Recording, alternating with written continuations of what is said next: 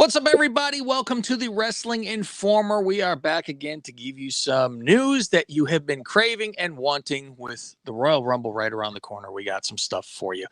I'm Kev Manning. I'm from the Lingus Mafia podcast. You could find all of my nonsense at Lingus Mafia on Twitter. You can go there and see what you could win if you sign up to my Patreon. A lot of signed stuff, which Billy's waiting for customs for one of the items to get to him, a signed WWF turnbuckle by Bret Hart, but he couldn't go open the truck because they had told him, sorry, it's been processed and now it's getting shipped out. That is your Wrestling Informer. That's Mr. Billy Body. Hey, I'm distracted. I'm doing my investigation here as to how Chucky signed the Chucky doll and got certified by Beckett. Doesn't make no sense to me. That is interesting. Billy's buying toys online, and it is signed by Chucky and certified.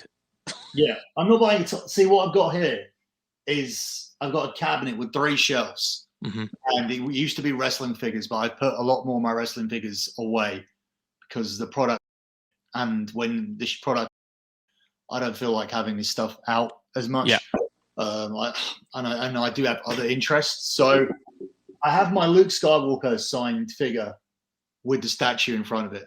I have my Daniel and Johnny signed figure with the crane kick in front of it. I have nothing for the bottom shelf. I need something which I guess should be 80s at the bottom, and I can't figure out what I should put there. So this is what I've been sitting at. I can't keep looking at this empty shelf every day because it feels like the house is incomplete. Well, you got your Packers stuff. Why don't you get that? We were talking about it earlier. The signed helmet by Rodgers. Because that's not a movie. Oh, it's got to be movie stuff. You got on that. That's the movie category. I gotcha. And it has to be an action figure. Well, you have to go right to Ghostbusters.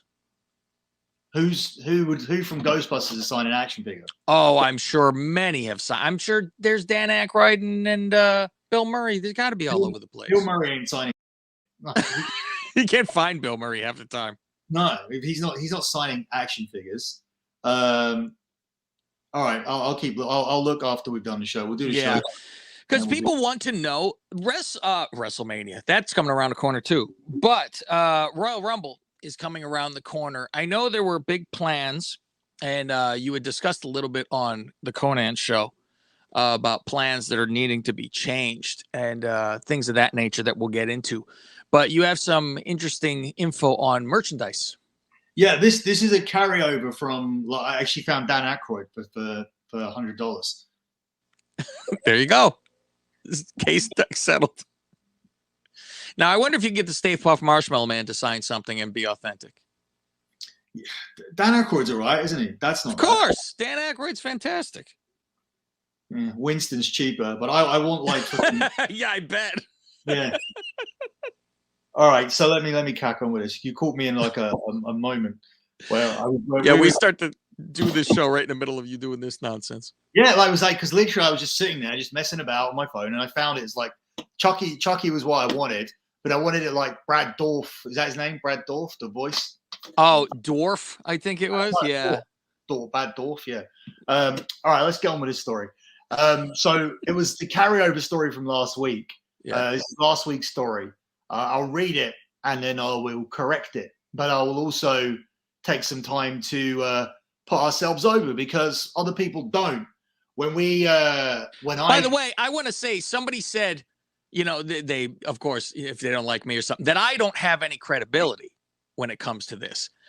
I'm not the one giving inside scoops. Yeah. I never have claimed I don't do that. I'm driving the car and stopping and saying, go ahead, Billy. That's my credibility that I could speak on this microphone and host it. I swear to God, Billy, it's mind-boggling with the amount of in the world where it's like, I don't even look at dirt sheets. You always say something, and I go, I have no clue about it. You are the one who gives me the information. We know a group of friends who are constantly online and going and searching and looking at rumors. And I'm like, I can't be bothered with any of it. I could barely be bothered to watch Raw at this point because it's painful. And it hurts me because I love wrestling and I've been watching for a long time, and it's painful to see what is going on, even when you get to this nonsense with Walter, which I've said forever since this Walter's been around. Everyone loves this Walter, right? I said this is a horrible, horrible name. It's a terrible wrestling name. I've said it from day one, my personal opinion. But you don't change it after he's been there for this. Change it when he got there. Change it now.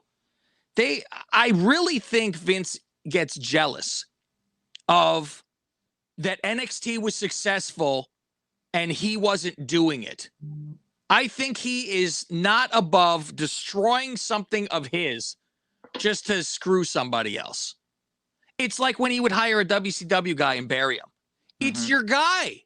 What are you doing? He works for you now. You're not showing the other company anything by destroying somebody. You're paying for this person. Why would you not do something to help? Now let's splash colors all over NXT and make this a joke now. Instead, where it was a grittier, darker, more fan participation than they have on any show by far. And let's do this now where you're like, I lose my mind from it. And I really don't speak up too much about this kind of stuff because whatever, when it comes down to it. But I really think Vince has lost his mind. And I've been a Vince guy that was my guy. That's a hero of mine. He created this that we've been watching. I've been watching forever. He's the reason. And I don't know what the hell has happened. It's mind-boggling. And it's his toy. He could do what he wants.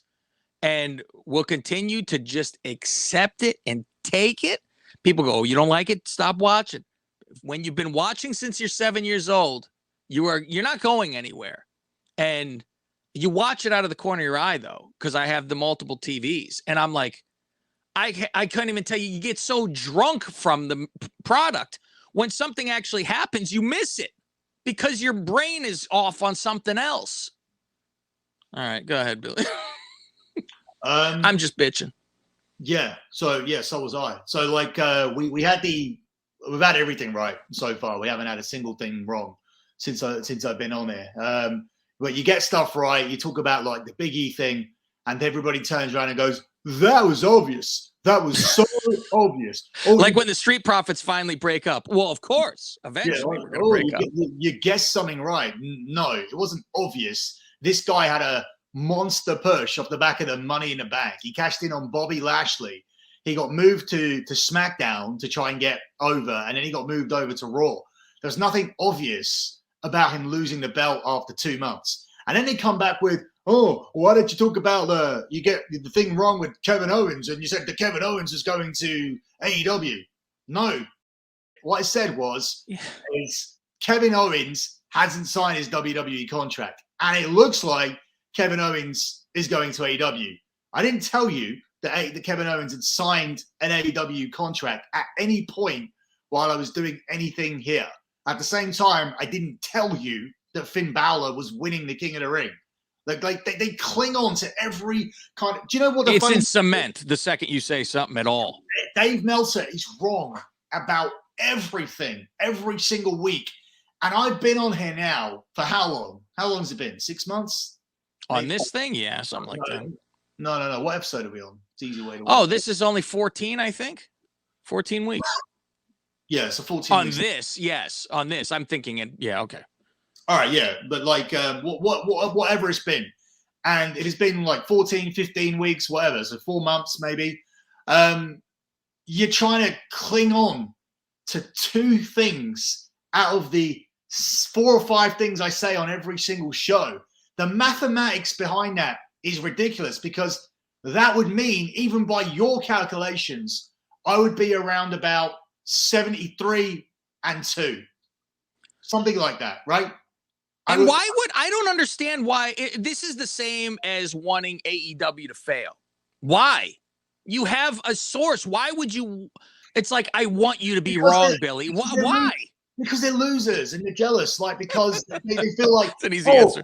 Like I watch like 40 hours a week of just wrestling. Like, I should be a journalist. Oh God. I should have a job, or I should have a podcast, or I should have a following. look, I'm sorry, no one cares about you. That's why you're watching the video. And they can get a podcast and try to get a following. Exactly. Nobody's stopping you. I'll listen. Let me know your podcast. I'll listen to you. Go ahead. Put your podcast on the side, and we'll listen to it for a couple of minutes, right? Like, but the point is that you're not here, right? You're not here, and the reason I'm here is because I sat here since for 6, not in this particular on this particular show, but on other shows. I've been here for 6 or 7 years. Yeah, knocking stories out of the park, left and right. I remember one story that you're wrong about off the top of my head, and I'm driving around and it popped into my head because obviously you've been wrong about a couple stories, I'm sure, in the past. Who the hell, of course. There is only one that pops into my head that I could even remember because obviously I don't care as much about, I need to write down all wrestling news and find out. It was you saying Jason Jordan would be back soon, that it wasn't really a much of an injury with the neck. Yeah. Well, and he hasn't come back since. But that is the only thing I can even remember. And that's the big scary news that Jason Jordan. No, there's been a few. Like I got the Rumble, the wrong Rumble winner, but they ended up going around there a different way anyway. I knew which one last year. It was supposed to be Daniel Bryan, and then they decided that it was going to be a triple threat. So they wanted Bryan to work his way into it, but it was going to be a triple threat with Rollins, Bryan, and Roman, and then it ended up being Edge right on the last day. So yeah, I didn't get that, which doesn't help because of. And there wasn't the people that give me this stuff weren't there. So that's why it was hard to get the update. And let the people know too, that nowadays, for a fact that some of these insiders, some of the actual wrestlers do not have a clue who's going to win anything until they are walking through. You've talked to people that are there in the daytime and don't have a clue at that point, which is mind-boggling because you would think somebody would tell somebody something, but they're so tight-lipped there. I think they're worried about it getting out. I always go back to the story of me texting Drew McIntyre to tell it about winning the Royal Rumble, and he didn't know. He didn't know. You had to tell him he was winning because it was supposed to be Roman and Shayna, and they changed both of those. Now, Drew was going to be going to WrestleMania anyway, but that was being set up, but via a much longer route because obviously it was a very sudden babyface turn that only happened a month before. So, or they were building up towards it. But yeah, that was the example I always use. So anyway, getting back to this story, this is another example of it. Do you remember a story where I said that Stone Cold Steve Austin was outselling all of the main roster on the house shows with his town "You're in this 316" T-shirt, right? And we were the only ones that ever spoke about it. Well, now there's a website called usbookies.com. They published a list of estimated WWE merchandise sales for 2021. The top 10 acts along with estimated earnings are as follows. They have Steve Austin at number 1 at 3. How much does he get from that? 8%. Wow. And what's the number? 3. Well, this is not the right number, so I'll tell you why in a minute. So I'll correct this story at the end. 3,657,224. Mm-hmm. Okay. Second is Cena with 2,649,836. This takes me back to school where you give you a long number and you have to read it. Not that easy. 6 zeros after a number. Okay, go ahead. All right. So third is Alexa Bliss, 1,645,945. That's interesting too. Yeah, we'll get to that. New World Order, 1,292,561. Roman Reigns, 1,164,253. The Rock, let's just call that a million. Jimmy Uso, Jay Uso, let's call that 885,000 each. Ultimate Warrior, 825 grand, and Eddie Guerrero, 700,000. Right? Wow. Yeah. All right. So this is what they've listed as the top 10 items. Stone Cold Steve Austin Legacy Championship collector titles, $850 price with 1,600 estimated sales. These are the kind of people watching this video. It paid As I have a belt behind me and you have them on your wall, like you see. The one I got is from Fandu Belts, and they're better quality than anything you get from WWE. Oh, yeah, I know you want. They're heavy as hell. They're thick. Go ahead. Yeah, I was just checking something. So yeah, Austin's legacy belt did 1,359,984. Alexa Bliss plush doll with a $30 price did 28,000 estimated sales for $863,000. Stone Cold Steve Austin Smoking Skull replica title belt 5mm with a $300 price with 2,800 estimated sales did 839,972. The Cena spinner belt with a $330 price did 2,200 sales for $725,000. The Brahma Bull belt at $350 with 1,600 estimated sales did 559,000 and so on. There's a whole list here that I can go through. The point is, John Cena earned the day T-shirt. Yeah. So God. But this is the interesting thing. So what this company did is they put, here's how the site compiled the figures. Estimated sales and estimated earnings is a number that we came up with based on the official WWE annual report and the number of reviews on WWE Shop. On your annual report, we can see they had about 700K sales overall.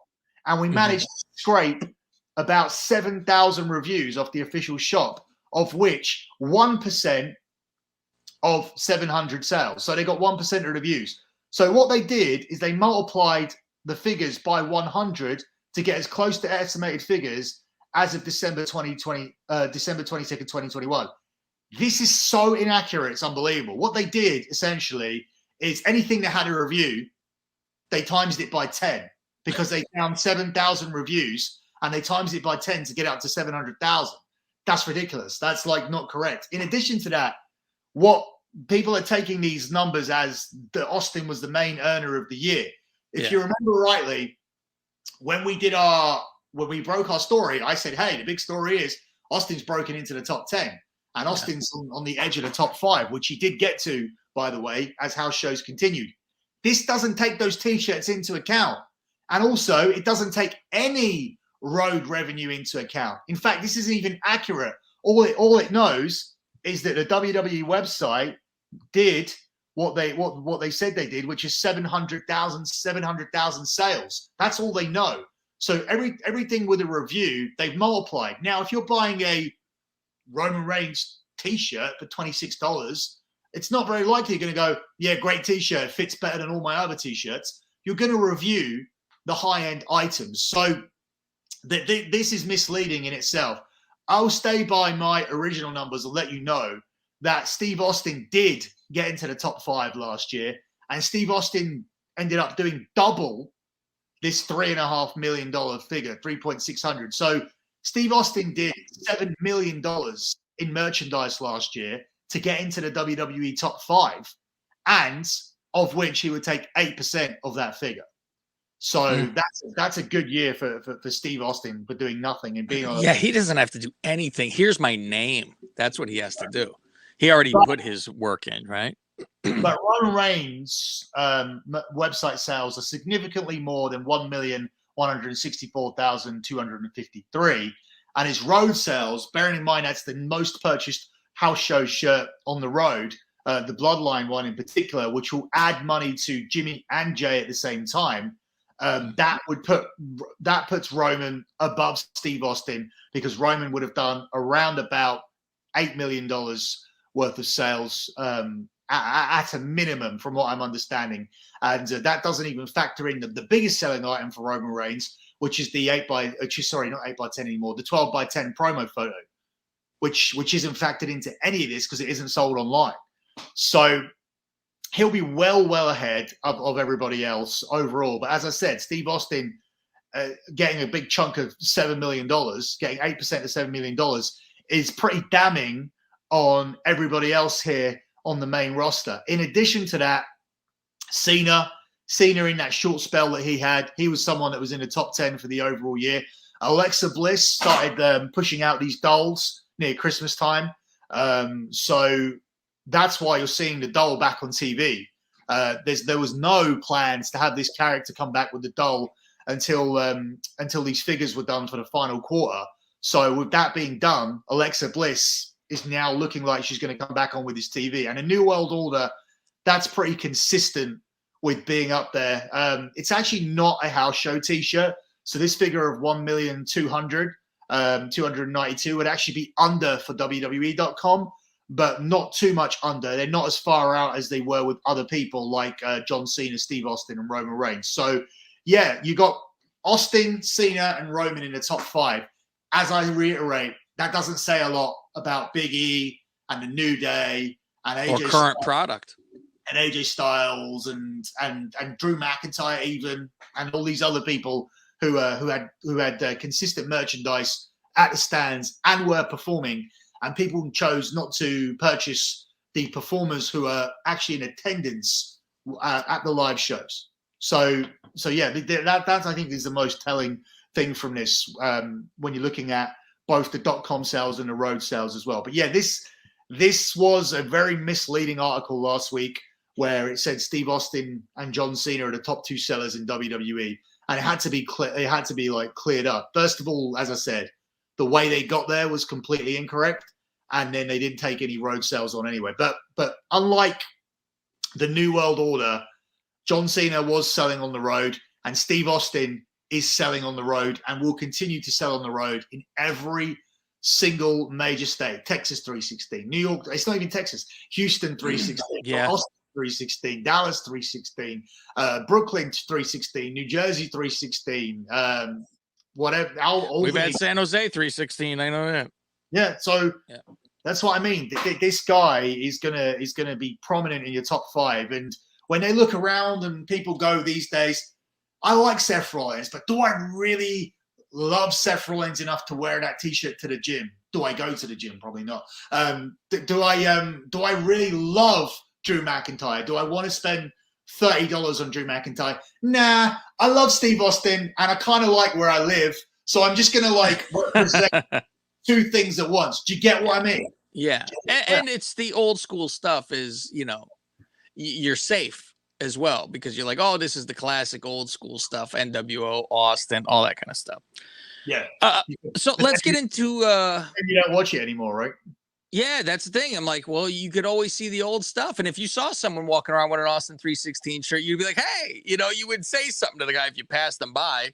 Guy's got a picture of Drew McIntyre on his shirt. I'm not saying anything. Keep on walking. Let us know what is going on with some Royal Rumble news and rumors. Yeah, this is pretty messy at the moment. Is this one of your favorites though, pay-per-views wise? I have always loved Royal Rumble. Yeah, it's very digestible. Yeah. Yeah. I'd like to get to one of these. It's the only major pay-per-view I've not got to yet. Really? Yeah, and I don't think I will now with this whole. And you went to Survivor Series? That's not major now. Not now, maybe, but yeah. I mean, it's one of the big boys, though, right? Yeah, but I've been to Money in the Bank, SummerSlam, and WrestleMania. So, 15 WrestleManias now. Yeah, you've been through a lot of WrestleManias. Make up for the other stuff. All right, so the plan. No, sorry, I've gone off too far ahead. WWE on the fence about their Royal Rumble winner. Before Roman Reigns got, there was a very, very clear plan. Paul Heyman screws over Brock Lesnar. Brock Lesnar disappears for a while, comes in and wins the Royal Rumble and chooses Roman Reigns. Right? That was the clear plan. He now has a match with Bobby Lashley.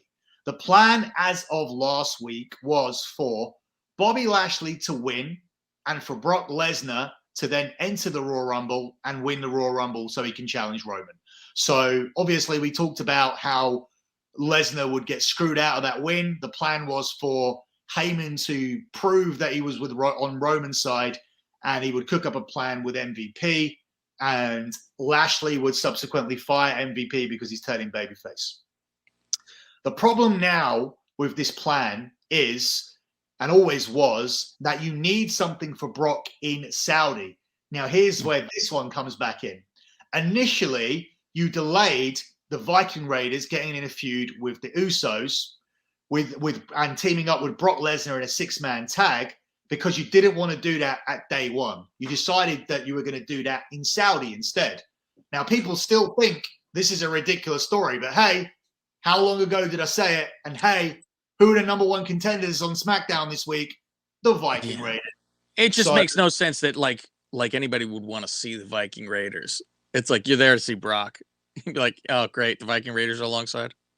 Well, it's that Viking thing. So that's what Vince is into.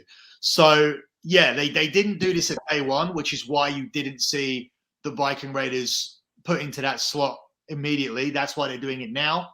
But here's the problem. Once again, it isn't seen as a good enough match to send to Saudi, the same way it wasn't seen as a good enough match for day one. So even though the Viking Raiders are now the number one contenders, you might never see this match, because when it comes to actually doing the match, and this is the craziest thing, it's Vince's idea. So whereas we talk about how he doesn't like the ideas of certain writers and he cancels things, he came up with the Viking Raiders and Brock Lesnar, and now he doesn't think that he can put it on a pay-per-view. Now, Nick Khan asked him not to put it on the day one pay-per-view because it was important for the day one pay-per-view to be established and in a strong way, right? Mm-hmm. And Nick Khan would say that because that's Nick Khan's pay-per-view. Saudi is a McMahon deal, and now Vince doesn't want to put it on the Saudi show.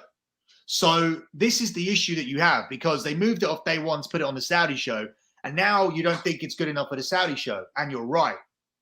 So here's the two ways they can do this, and this is the two ways that I've heard they're thinking about. Have Brock Lesnar win the Royal Rumble as planned, but win it as an illegal entry, meaning that he has to go to the Elimination Chamber and defend his number one contendership against the guy he kicked out of backstage to get in, and the 4 guys he eliminated to win the match. Right? And this is your thought? No, this is what I've been told. Okay. So the option number 2, have a different winner and have Brock Lesnar go to Saudi and just win the Elimination Chamber. So that's what they're doing at the moment. As for who the second winner is, I have no idea. I would assume it's Omos, because I've been told Omos is getting a big push. Oh my! I can't even believe that. If it's Omos. So going way back before any of this even happened, when they initially booked this Saudi show, and they knew they had a Saudi show coming up, and they also had the Elimination Chamber in a separate month. So they had Saudi in Feb, and they had an Elimination Chamber in March. The Elimination Chamber was supposed to be to determine the number one contenders for the Raw Women's title and the Raw WWE Championship. That was going to be determined at the Elimination Chamber, because Sasha Banks and Brock Lesnar were winning the Royal Rumbles. And the matches you had for that card way back was Roman Reigns versus Goldberg and Brock Lesnar versus Drew McIntyre for the number one contendership. In brackets, I've been sent due to the circumstances that Drew lost at the Rumble. So I guess that means Drew got screwed at Royal Rumble, and Brock Lesnar would put his title shot on the line because Drew said that he got screwed at the Rumble. He could also say, and I haven't got this written down, he could also say, I've beaten you, you've never beat me. Right? So he could say, but so yeah, so that was what they originally planned way back before it became the Elimination Chamber. It was Roman Goldberg and Brock Lesnar versus Drew McIntyre. So that's where we're at the moment. They're trying to decide how they get Brock to WrestleMania. Is it going to be through the Rumble? I mean, he has to be in Saudi. That's pretty much a done deal. So the simplest way to do this is to just have him lose and enter the Elimination Chamber. But he has been penciled in to win the Royal Rumble for a long time. In addition to that, a lot of stuff going on with this. Brock Lesnar last won the Royal Rumble in 2003. So it would be, how does that work? Because WWE me over with what they Anniversaries? with their anniversary stuff. Yeah. Well, Because- it'd be 9 years. No, it'd be 19 years. Oh, I always do that. I skip that middle every time. Yes. Yeah.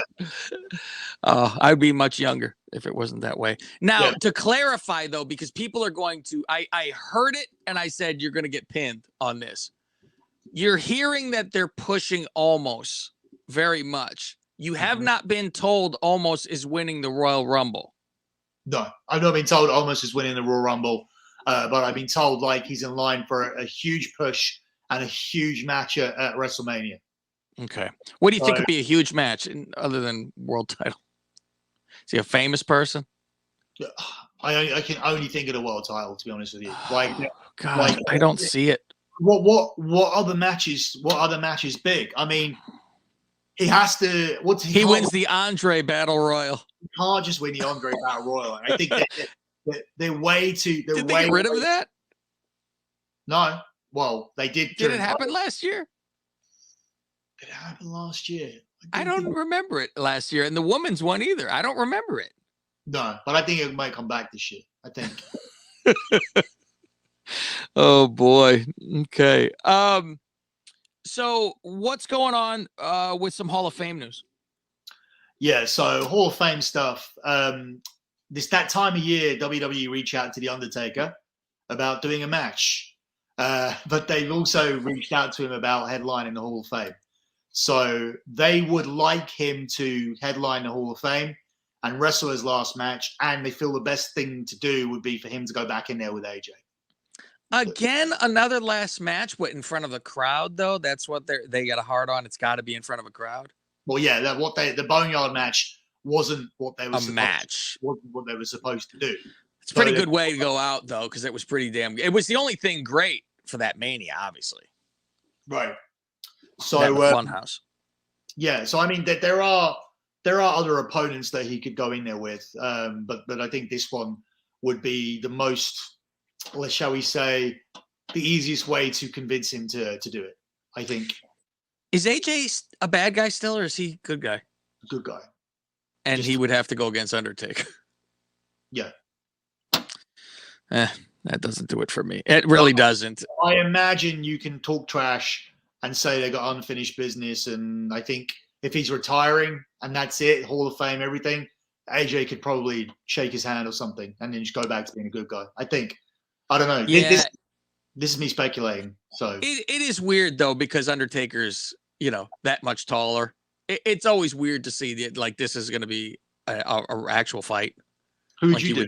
Who would you do? McIntyre. Like that's the problem though, is if you are going to have Taker win on the way out, it does McIntyre no favors by losing to him. And I get that Undertaker's a traditionalist and who probably will ask to lose. Hey, what about Omos? What about Omos just squashes? I thought the same thing. I said it popped in my head like Khali putting his foot on his chest. Well, who's this guy? Omos is Undertaker's guy. Like this is why we're getting this. So it's crazy to me. In a perfect world, what I would want is he gets his win back from Brock Lesnar, but now is not the time. Did you see the thing where the problem where Taker was like, I talked to Omos. Omos has got my number.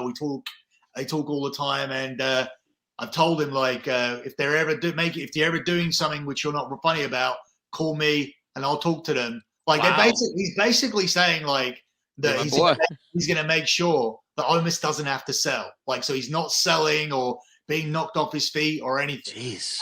For me, this has got WrestleMania main event winner champion written all over it. But I mean, God. Oh, that's cringe, dude. That's bad. I don't know if it's the non-charisma or what, because he's a foreign guy at the same time. What do you think of the 93 Rumble and that Yoko push? Like, because that came like, so to us it means nothing now, but do you remember that he debuted at the 92 Survivor Series and beat Virgil and then just won the Rumble? So he was barely around at all. Yeah, I mean, you remember as a kid how new Yoko was. I get that it's a spectacle and almost is a spectacle, but it's very, very different. And I think Yoko could actually, I hate to say it, could actually work. He was agile for that big of a guy. He would bounce right up and do stuff. But you know, my point is that you have no contradiction to Yoko, but Omos has been around for nearly 2 years. Remember, he was Raw Underground first. Sure, and bodyguard. He was AJ's bodyguard, and then he debuted a year ago and won the tag titles. I think if you get to debut and win the tag titles in your first match because they're protecting you from the beginning, they're going to be doing something with you. I mean, yeah, and coming up to this point, it's nearly 2 years that he's been with the company. So, I mean, they did the same with Khali, where obviously Khali can't work and do stuff, and gave him the title and just have him putting his foot on people's chest and winning that way. And to me, it's like Yoko was different because Yoko, as big as he was and barely left his feet, he was still selling and getting beaten up and getting back and getting his, shine back and all that kind of stuff. We have not seen Omos do anything. And the same with Gonzalez. It was, oh, you swing your arms, almost about to fall. And the same with the Khali and stuff like that. Khali had a body at least. So that was always the impressive. Look how enormous he is. Plus, he's ripped. But with Omos, I'm like, we see the acting if he gets hit, and it really, maybe I'm missing about. I'd like to hear people's comments if they are like, oh, Omos is great, Omos is a star, because I just don't see it. I mean, you can make somebody win all the time. They made Khali win all the time. I don't think it made him a star. I think it made him something to see, like sideshow type of stuff. Like, look, here's the tall guy.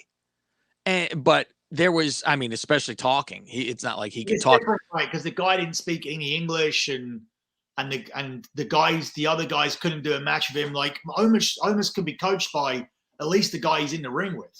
Like, do this now, do this then. Like, Yeah, Khali went to the same wrestling school I did, which is interesting, and that's where he accidentally killed the guy. That whole thing. Yeah, well, yeah. Like, the guy had an aneurysm. It wasn't really Khali's fault. The guy, got choke slammed and his head exploded afterwards. But last thing on our list, something about the biggest mistake Vince has ever made by letting go of Scarlett. What is the Scarlett news?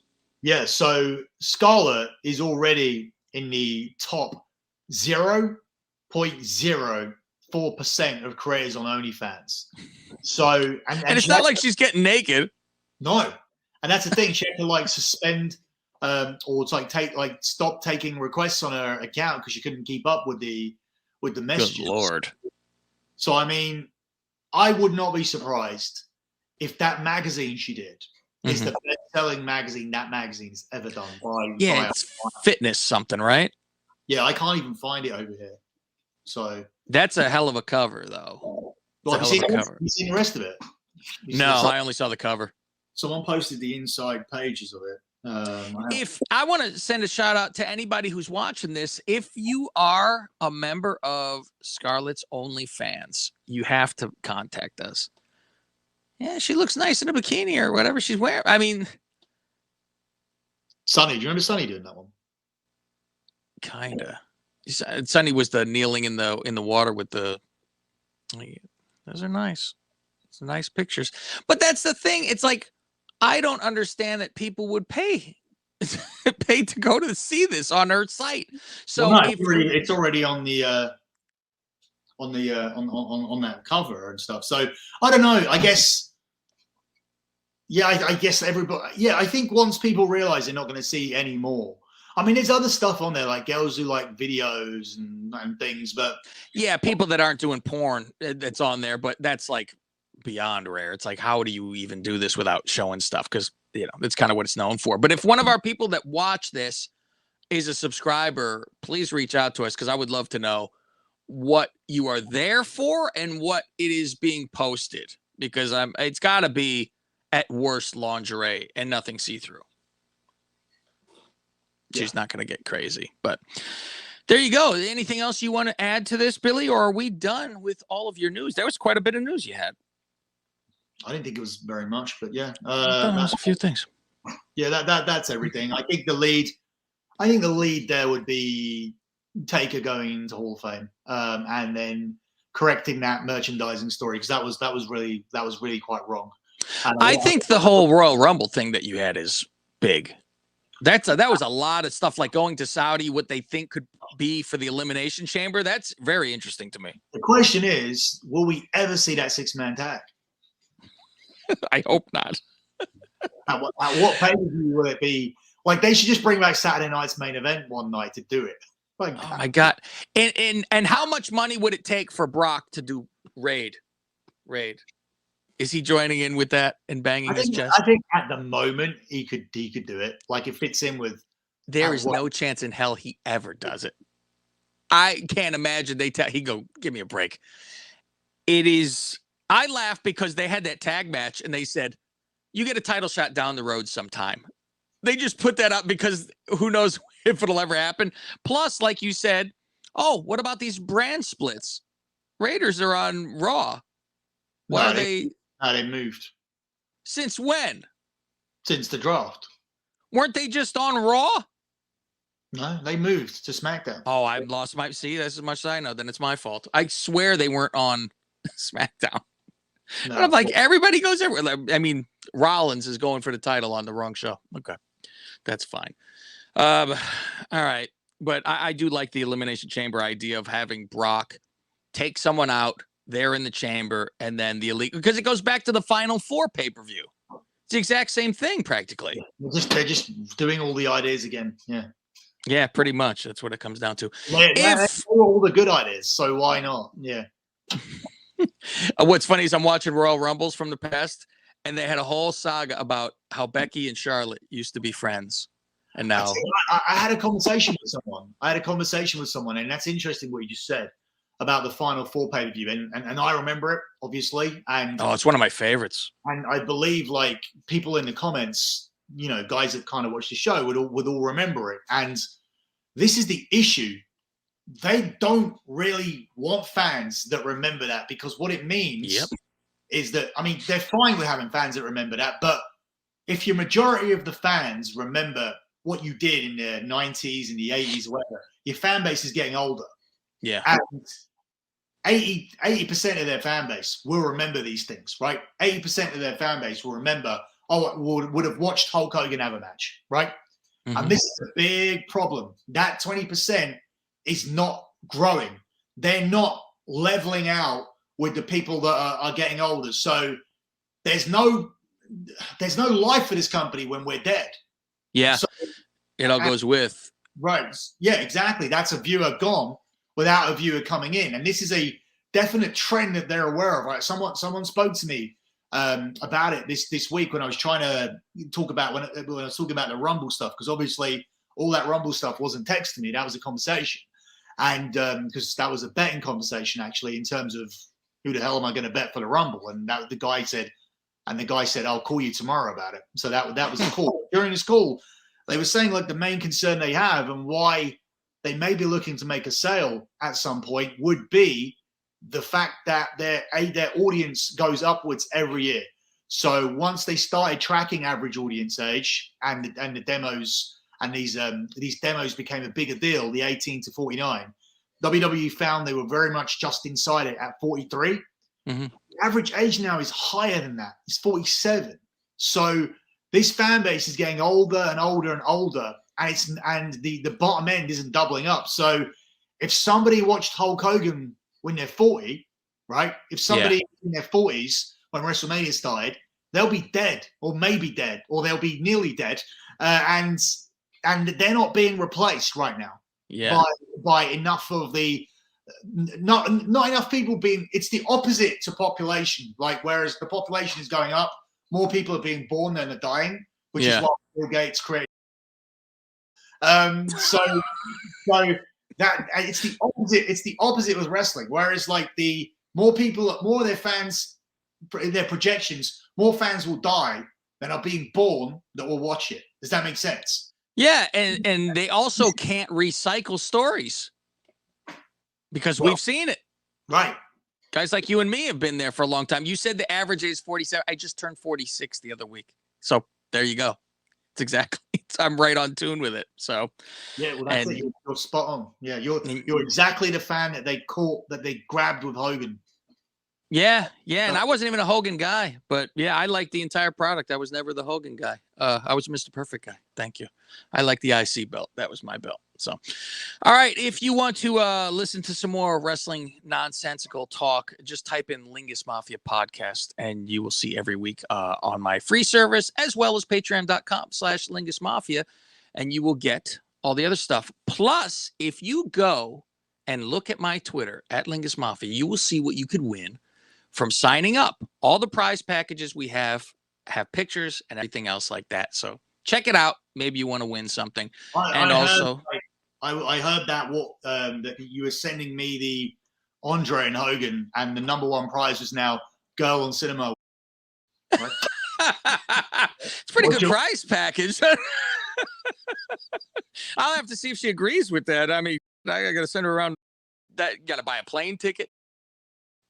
Yeah.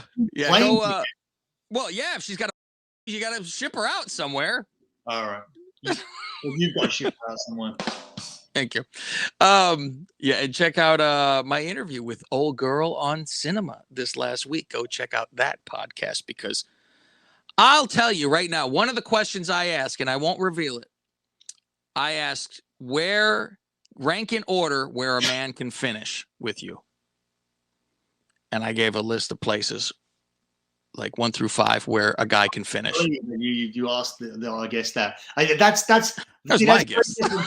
I remember when we had Drew McIntyre on for the first time, and then and do you remember when Derek Montier was doing when he got jealous that I got given a show on Steel Cage? Yeah, and he did his own show and tried to got Drew on there, and it was just like a complete suck fest. I was gonna say a blow fest.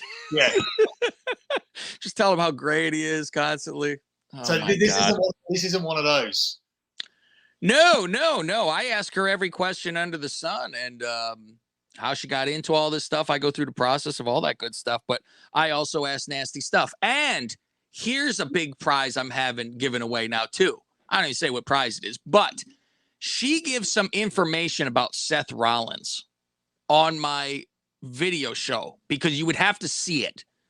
It's on the Godfather Plus tier. And she goes, Seth Rollins said something to her friend who he was trying to bring to the hotel room to bang.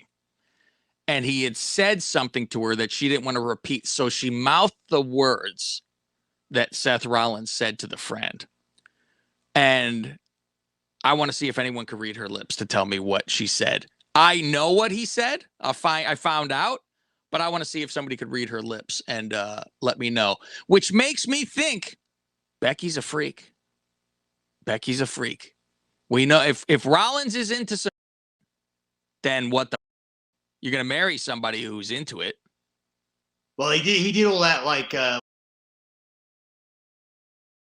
Omega. Rollins did. Yeah, he's in that like sissy wrestling thing as well.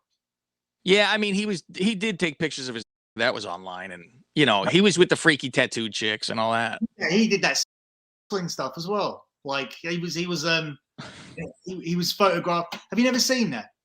I heard of it. I never saw any of it. It was in our group chat. Nick found it all. Yeah, long while ago. I just remember Lars. That's all I've seen. Oh. Who hasn't seen that? All right, everybody. The only guy that Tony Khan didn't get. Give him time. Hey, he's got Nyla and Sonny over there. Why not? Let's go for it. I'm going to build my company around Bray Wyatt, Ryback, and Lars Sullivan. God. And Nyla Rose. All right, ladies and gentlemen. I'm Cav. He's Billy. We'll see you next week.